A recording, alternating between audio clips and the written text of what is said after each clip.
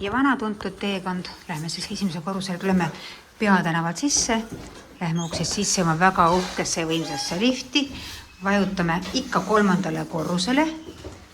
Lift läheb ise kinni ilusasti. Siin saab puhata ja magada ja ennast peeglist vaadata. Kas iga korras oled? Nii.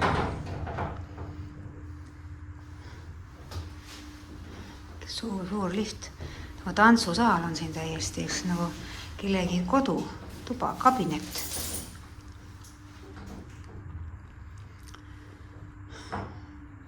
Nii. Nüüd astume liftist välja nagu ikka. Enam ei pööra kohe vasakule nagu alati, vaid nüüd pöörame varemale. Läheme siis sellest tualetiuksest mööda ja lähme trepikotta.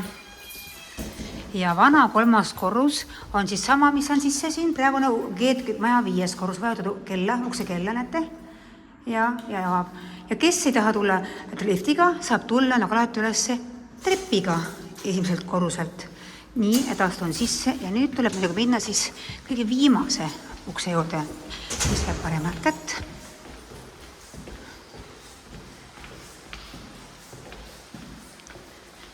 Nii, siin on siis ühine esik ja siin on siis Hea Energiakeskus. Olemegi kohal. Tere tulemast!